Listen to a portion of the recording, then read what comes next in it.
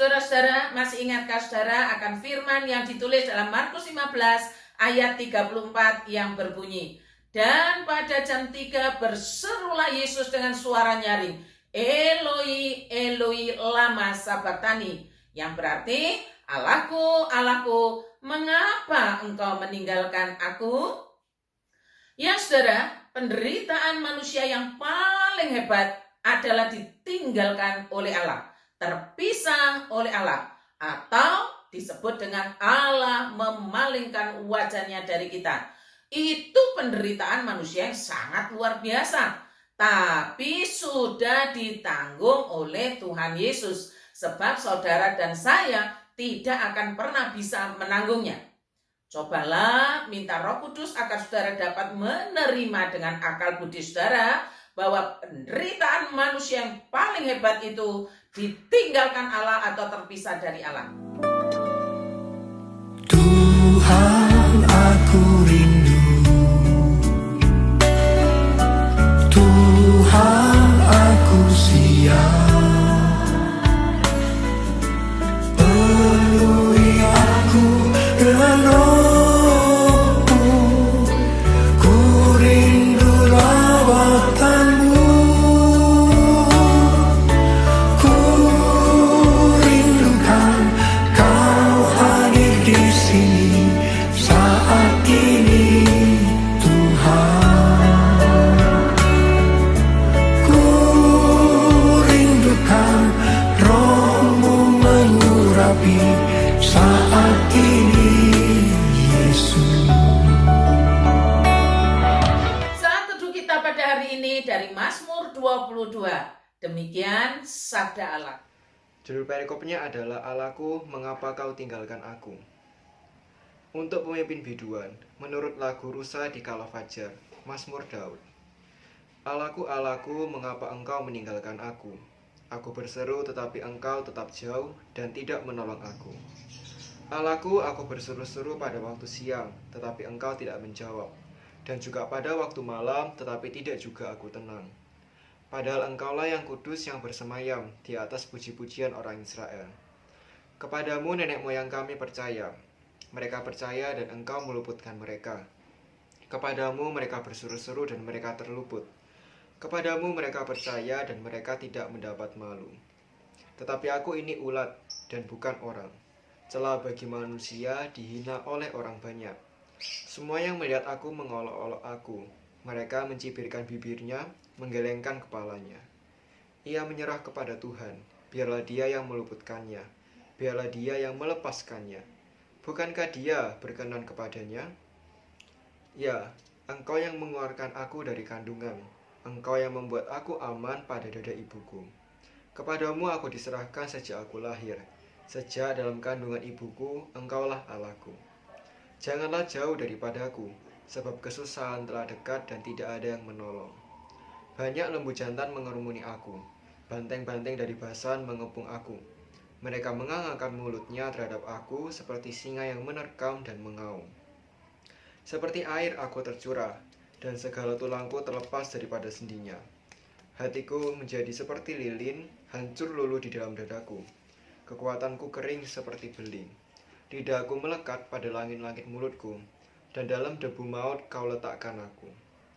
Sebab Basan mengepung aku. Mereka mengangangkan mulutnya terhadap aku seperti singa yang menerkam dan mengaum. Seperti air aku tercurah, dan segala tulangku terlepas daripada sendinya.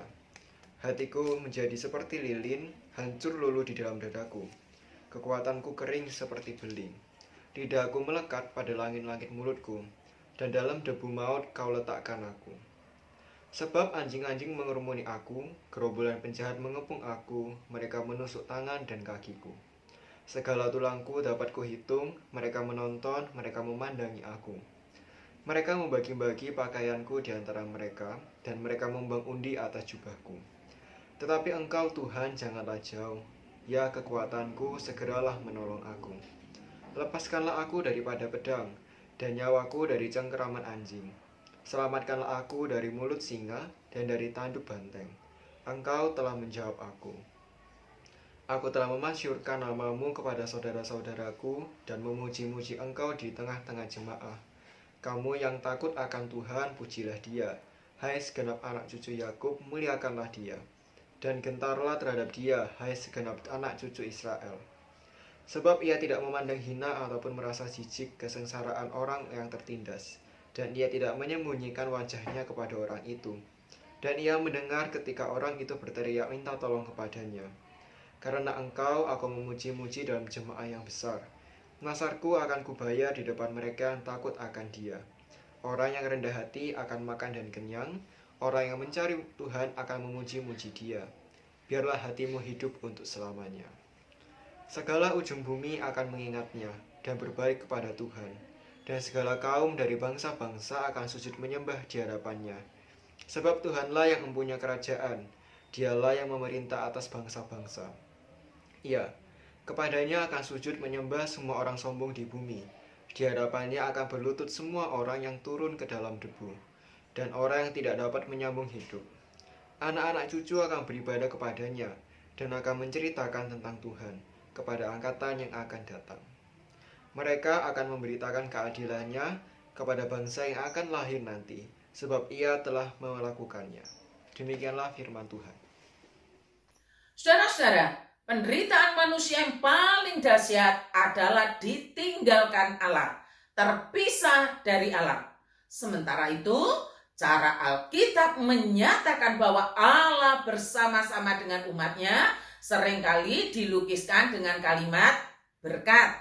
Yang pertama dalam Bilangan 6 ayat 24-26. Allah dekat, Allah ada di antara umat. Dituliskan dengan kalimat Tuhan menghadapkan wajahnya kepadamu. Berarti Allah tidak meninggalkan kita, tetapi Allah diam di antara kita. Kalimat ini ada di dalam berkat yang disampaikan oleh berkat imam. Setelah lengkap berkata demikian, Tuhan memberkati engkau dan melindungi engkau. Tuhan menyinari engkau dengan wajahnya dan memberi engkau kasih karunia. Tuhan menghadapkan wajahnya kepadamu dan memberi engkau damai sejahtera. Perhatikan kalimat Tuhan menghadapkan wajahnya kepadamu. Kalau Tuhan menghadapkan wajahnya kepadamu, Ia bersama-sama dengan kita, dengan umatnya, dengan gereja. Tetapi kalau sudah Allah meninggalkan atau Allah memalingkan wajahnya, berarti kita dalam penderitaan yang sangat hebat. Yang kedua, saudara, tentang kedekatan atau bahwa Allah bersama-sama dengan umatnya itu juga dilukiskan dalam Keluaran 29 ayat 45 yang ditulis begini, Aku akan diam di tengah-tengah orang Israel antara umat dan aku akan menjadi Allah mereka. Saudara perhatikan kalimat aku akan diam di tengah-tengah orang Israel atau di tengah-tengah umatnya. Ini namanya Allah dekat. Kalau Allah sudah meninggalkan, berarti umat dalam kesengsaraan besar. Berarti kita dalam kesengsaraan besar. Jadi ada dua kehidupan yang dialami oleh manusia. Yang pertama ditinggalkan Allah atau Allah memalingkan wajahnya. Yang kedua, Allah tinggal bersama-sama dengan umatnya atau juga sering diungkapkan dengan Allah menghadapkan wajahnya. Saudara, ada saat di mana manusia akan mengalami penderitaan yang sangat hebat. Saking hebatnya penderitaan itu sampai dilukiskan dengan kalimat begini, saudara. Aku berseru, tetapi engkau tetap jauh dan tidak menolong aku. Sepertinya lukisan ini menunjukkan orang ini menderita sendirian. Tidak ada yang peduli. Pernahkah saudara mengalami keadaan seperti yang dialami oleh pemazmur? Penderitaan dan kesulitan yang dialaminya lumayan memakan waktu yang lama. Sampai-sampai saya punya gambaran begini, saudara.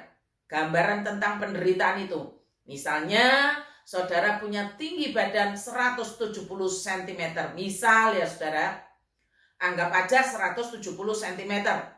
Penderitaan dan kesukaran saudara sudah sampai 170 itu juga. Kalau tinggi saudara 160, berarti kesusahan saudara, penderitaan saudara sampai 160 cm juga. Sepertinya penderitaan atau kesukaran itu akan menenggelamkan, bahkan sudah menenggelamkan saudara. Ada di antara saudara berpikir, ya renanglah, renang ke tepian. Oke, baik, saudara berenang. Tapi ternyata renang tadi yang saya gambarkan tadi, saudara tidak menemukan tepinya. Saudara berenang mencari tepian, tapi saudara tidak menemukan dan saudara kelelahan. Satu-satunya cara yang masih dapat saudara lakukan, menengadahkan kepala saudara ke atas. Bukan malah ke bawah, ke atas. Dan saudara tidak mati dalam penderitaan saudara.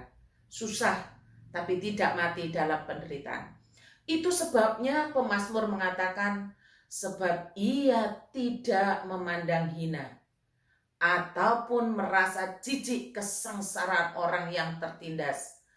Dan ini yang paling penting, kesusahan apapun yang kita alami, ia tidak menyembunyikan wajahnya kepada kita.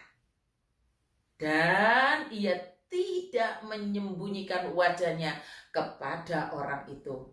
Dan ia mendengar ketika orang itu berteriak minta tolong kepadanya. Iman itu terus memandang kepada Allah, melampaui tingginya persoalan yang kita alami. Sebab Allah Maha Besar. Semoga saudara terus belajar mempercayai Allah dalam keadaan apapun. Selamat ulang tahun Alfian Krisnadi. Semoga imanmu sampai pada pengenalan tentang Allah yang Maha Besar. Tuhan menolongmu senantiasa. Mari kita berdoa. Tuhan, ampuni kami yang mudah bersungut-sungut oleh kesusahan dan kesukaran yang kami alami. Ampuni kami karena kekurang mengertian akan Engkau yang Maha Besar, sehingga iman kami tidak tumbuh dengan benar. Ampunilah kami. Sepertinya kami ini berhenti mencari-Mu tatkala keadaan kami baik-baik saja dan menjadi kebingungan manakala dalam kesukaran. Tolonglah kami ya Roh Kudus agar iman kami bertumbuh dengan benar. Mendoakan untuk Alfian Krisnadi yang hari ini berulang tahun. Mohon Tuhan memberikan kesempatan padanya untuk memelihara imannya, memelihara kesetiaannya kepada Allah. Terima kasih Tuhan. Menyerahkan juga kedua orang tuanya, Pak Sucipto dan Rani, serta dua saudaranya yang lain, yaitu William dan Marshall. Kiranya Allah memberkati dengan iman yang hidup, iman yang tumbuh. Di dalam nama Tuhan Yesus kami berdoa. Amin.